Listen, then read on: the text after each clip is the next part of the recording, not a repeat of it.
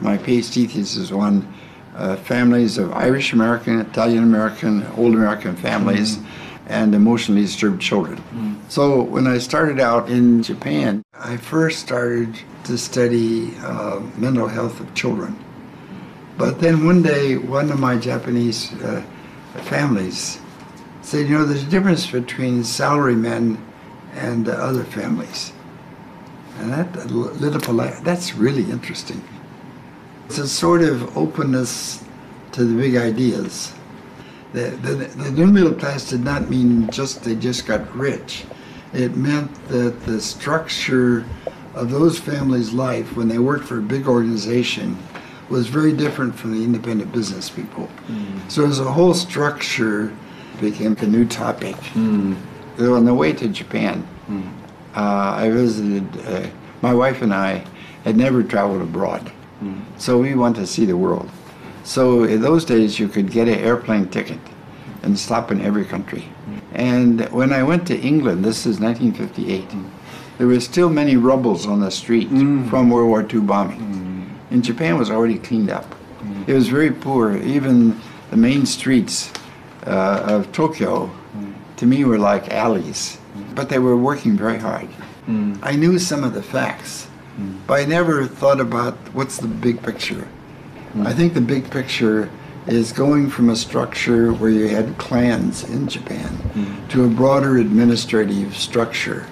The transition from an organization of clans working together to a broader administrative state that has its own structure and ideology and so forth. And once I could see that broader perspective, a lot of the details fell in place. So that was my first book that ended New Middle Class. And then from 1960 until 75, I did not spend, I went every year, but not do it for a long time. 75 to 76, I went back for a whole year. When I was there, I realized, whoa, Japan is really coming up. And it has the potential for having much bigger impact on the world. And I'll give you an example of one country, and I think it was Peru. I talked to a local guy who he started out as the dealer for Japanese motorbike.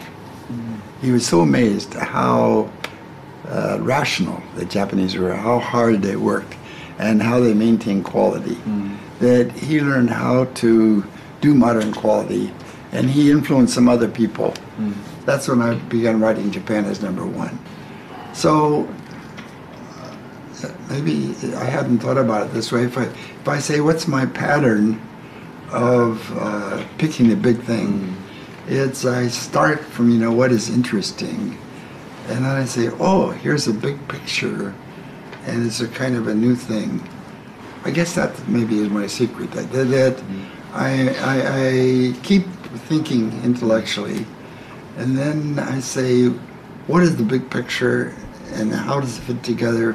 What's really important is happening, and I suddenly hit on that, and that I think the big books I wrote, Japan is #1, and Dung really came from that. Yeah. I'm so curious how to keep your, energy, keep your ambition. Still try to engage something big. So, what's the motivation? Well, I'm not very happy in the United States what happened to political science and sociology. In the last 20, 30 years, they want to be scientific, and they can use new quantitative measures. Get a sample of 5,000, and this is correlated to this. But from my point of view, they don't do enough to see what is the context and what is the social background, what is the history. So the kind of research that I like, where you really get to know people and see historical context and see broad context, is not so popular. The other thing is universities now have become too bureaucratic. We have so many problems with females, how you handle females, and how you handle blacks and transgender. So the dean, instead of thinking just scholarly, spends so much time worrying about social issues, which are important, but from trying to build intellectual vitality. They don't. Their mind is so busy with so many different things like this. So, of course, in the whole world, I would say one of the fundamental differences, people become so detailed. They do not see the big picture. There are so many talented people lost their confidence about civilization. 那么回到我们这本书，没有一个另外专家比他会更有资格写这本书。他两个 area 什么？一个是日本，一个是中国。一般的 area specialist 很难说是 cover 两个，你是 cover 两个了。对，我心里应该感谢我的老朋友 Ambrose。我们开始那个认识了，我们是无名的学者。我自己的感觉这个时代这个最近那个50年的历史世界上那个非常那个改变世界的那个历史了。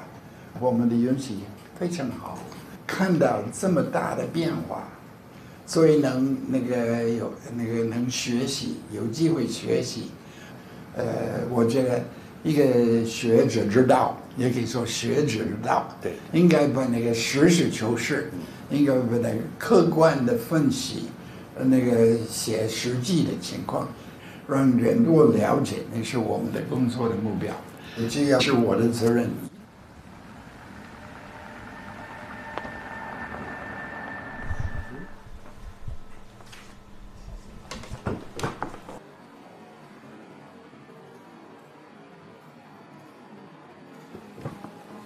Hi, Charlotte.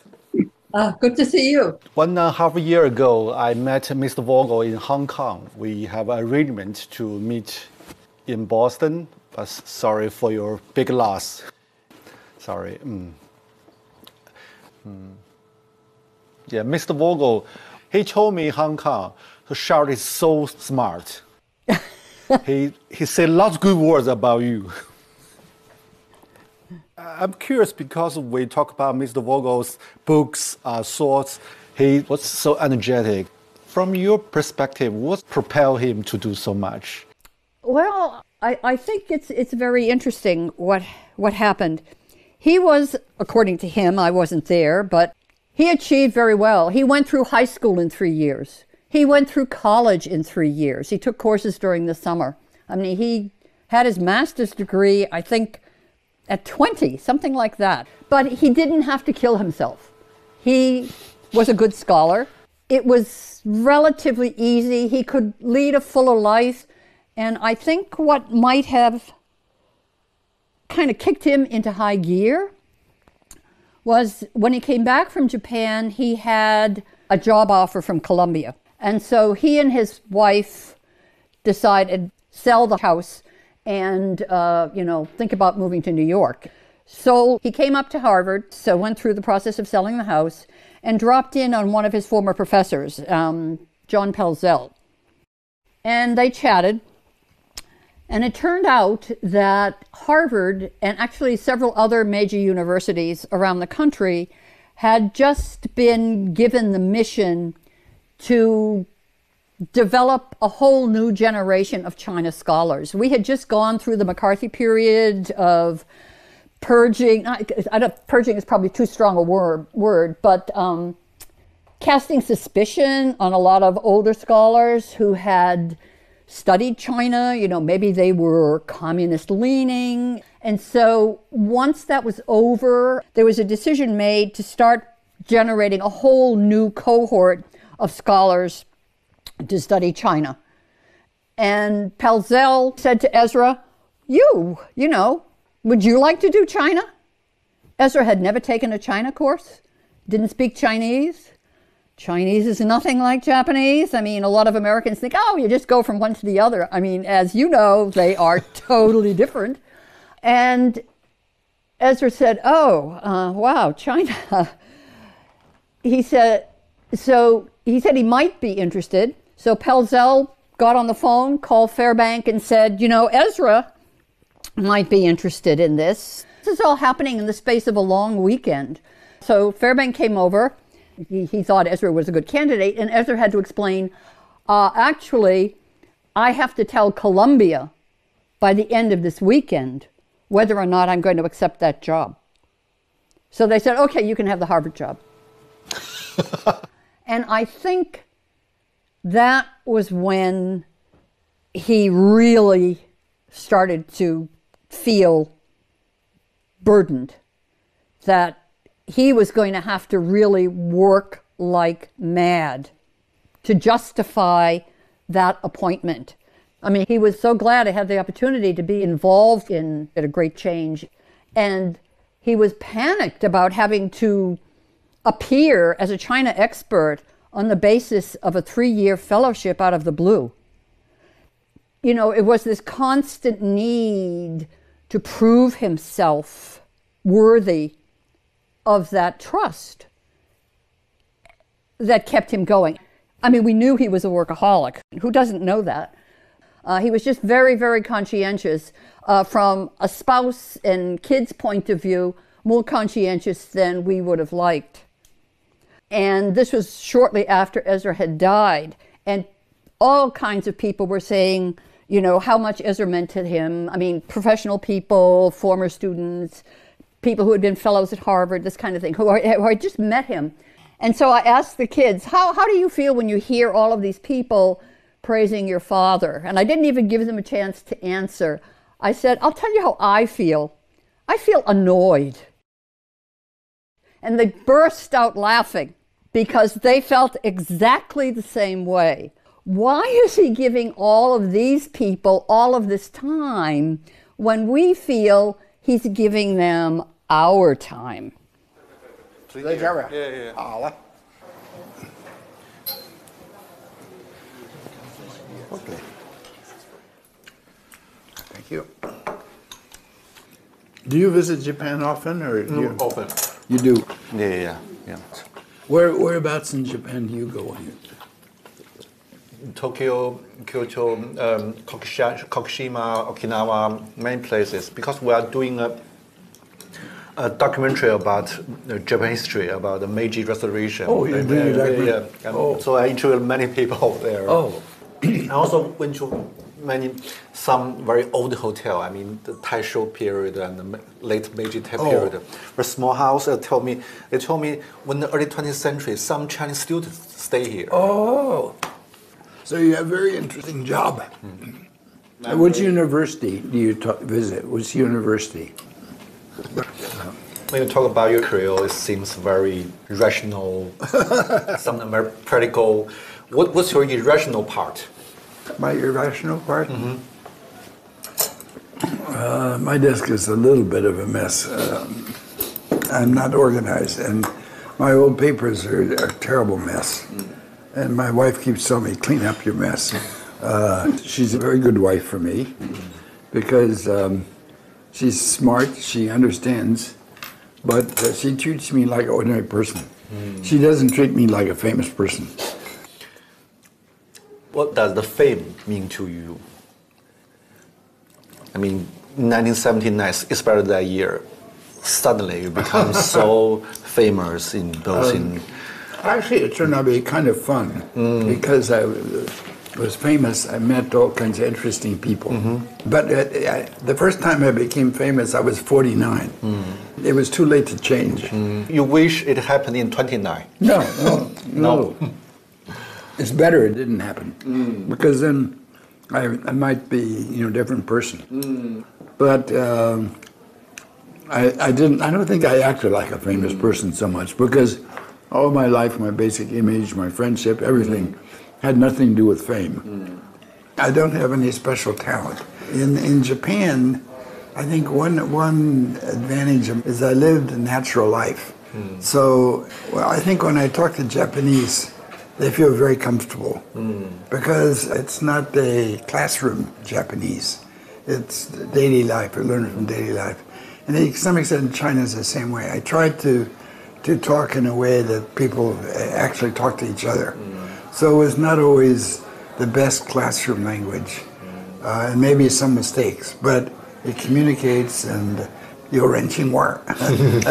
So I think my language, it helped my interest in intellectual life and ideas and curiosity. For example, I would be with a bunch of Japanese men in the evening at a bar. こういうこと考えるかなと。そういうことあるのかな。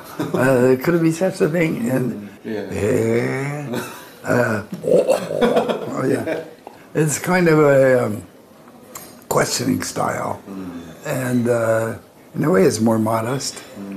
They watch, what the other person says and thinks very carefully, so they don't make a mistake. Chinese are way more straightforward. 你应该听我的话吧，你应该听，你不要这样做了吧。那是太简单的事啊，你应该多考虑这些问题了。听我的。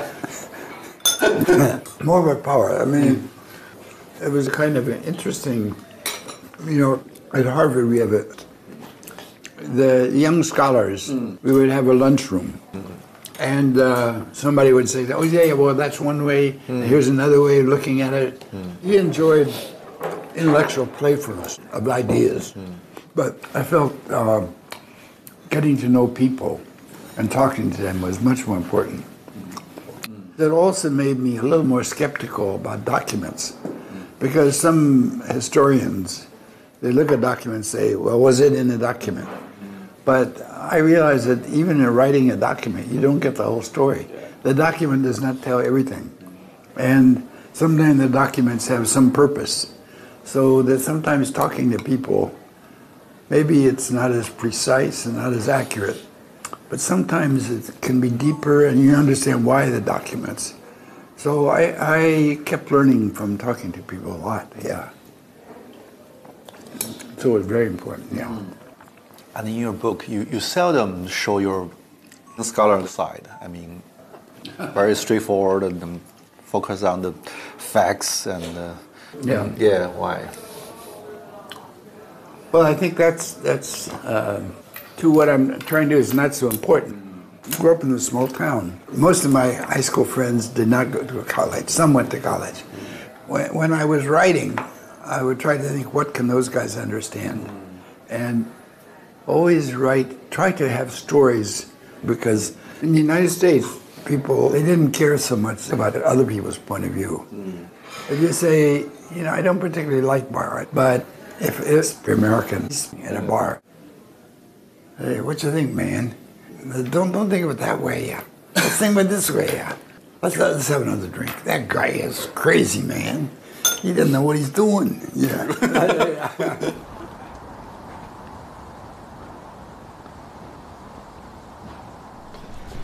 哎，对，当时是在这儿吗？我放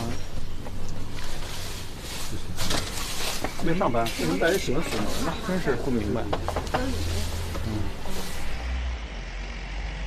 傅高义先生来的时候，办公室应该是在这个吗？哦，这是傅高义住的地方。那我们去网球场那边走走呗。对对对。傅先生讲他住的那个楼的特征，大概就是这一片。这里。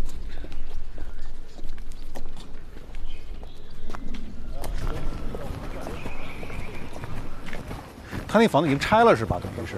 看这个楼，他确定是哪一个？看照片。这是有照片是吧？哦，这是，应该是没有拆的。这个有这个照片，基本上等会儿就能判定这个楼绝对没拆。没拆啊？是不是就是这个？有可能是不是这个呀？真有可能，好像就是吧？感觉有点像。这个是有前面的门廊的吗？就是好像。So what's your first impression on Guangzhou? I mean, in 1980s, you went to Guangzhou together. Yes, that was part of a Harvard alumni tour, which, believe it or not, was doubling as our honeymoon. We had gotten married only a month earlier, and he thought this would be so exciting. We could spend our honeymoon in China, but it seemed very tense. We just felt that people were very nervous around foreigners. I mean, we were Americans. We had only recently established diplomatic relations. So I just think nobody quite knew how friendly they should be. We both love interviewing. We both love hearing what people think about situations. I mean, it broadens your own perspective. But we had different objectives. He was trained as a sociologist. He was interested in the macro level. How were these major changes taking place? How was policy developed? This kind of thing. I'm an anthropologist. My primary data source is the ordinary person. What is their take on what's going on? And so in a way, we were able to integrate. He would, in the evening, he could say, wow, I interviewed, Vice Governor so-and-so or the head of Bureau so-and-so, and they said blah, blah, blah, blah. And then I'd say, oh, well, I interviewed these 3 families, but people were very nervous.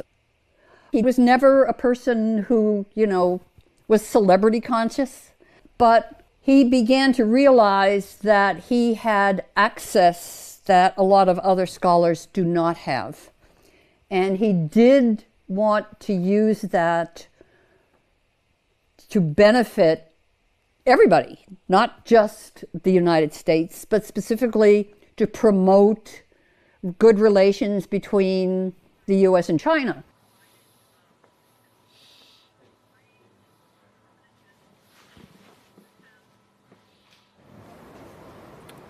You said before that you study other countries because you want to use others' experience to maybe enlighten United States. Yes. During the past 5 decades, you travel deeply into China and Japan. Yes. So what's the major things you want to bring to United States, to Americans? Well, unfortunately, they don't listen enough. If I really want to try to make America, if I really had power and really want to have fundamental, I think the experience of the countries that were late developers, where the country takes a more active role in trying to guide the whole country, would be really good. For example, we have good suburbs that have good schools. In poor neighborhoods, we have very poor schools, very poor teachers. If you had a national Ministry of Education, you would really try to have a national program. And you would have federal money, national money, to help the backward schools. So you would have a much more equal educational system. So if I really had power and really want to use the example of Japan and China, I would say the government should take a much more active role. But I'm afraid America can't do that. I mean, we're not a late developer, and now people have too much pride. But in some ways, I think my vision is bigger. I mean, it's a very important intellectual task for the whole world.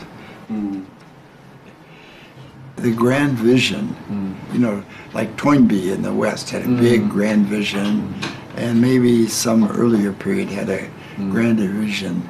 But I think now people are not looking forward enough. For example, the bureaucrats I knew in the 1950s, that generation who were thinking how you build a modern Japan were really very broad. And the bureaucrats now are much pettier. They've become too small. I think that, there are historical changes in different time periods. Whether you have a broad vision makes a big difference. For example, humiliation could be used in different ways. It could be used as a stimulus to study and to learn more, to build a modern organization. The Meiji is, as I say, it's a modernization program and an integrated program, and succeeded, but then they had years of disaster. In the 1930s, they had taught patriotism so successfully that the leaders could not control it. And the defeat by the United States was so devastating, and they suffered so much.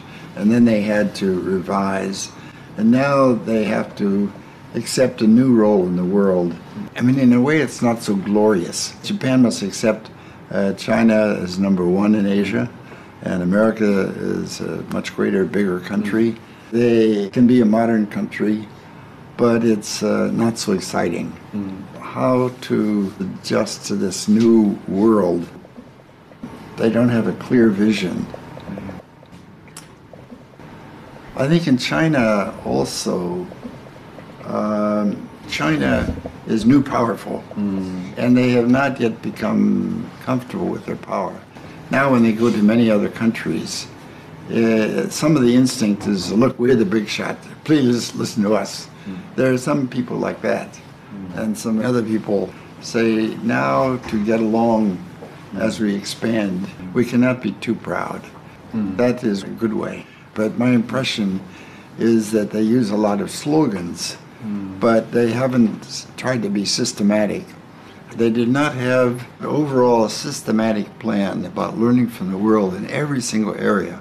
Geography, local customs, the value system, the religion, the family structure, how to persuade and how to have deep understanding of people, their deeper feelings.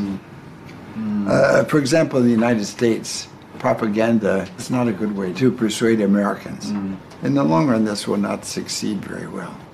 So they do not have yet the mature vision about how to adapt to the rest of the world as they grow.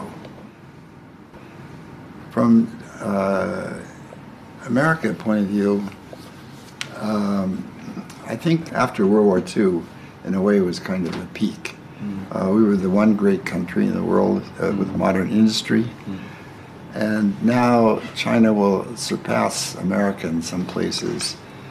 And we don't have a plan. I think our leaders, they have an instinctive reaction from the Cold War. We won't let another country pass. And a lot of people in Washington just want to criticize China, jump on China. But they don't have a vision of how to work with China now. I mean, from my point of view, human civilization is not just about business interests, economic growth, or new technology breakthrough. It's a broader conception. It's a kind of an intellectual development of trying to think the big picture of what is happening. You mentioned the public intellectual tradition. In 1960s, 70s, and until 80s, public intellectual play a very important role in understanding other countries.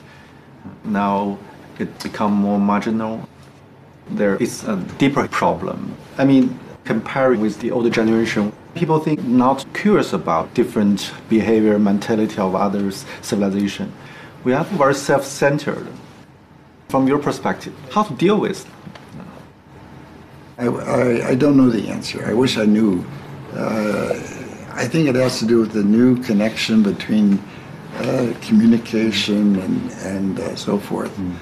But what will be the basis of healthy relations? It's true. I mean, in the last 20 years, the world became chaotic.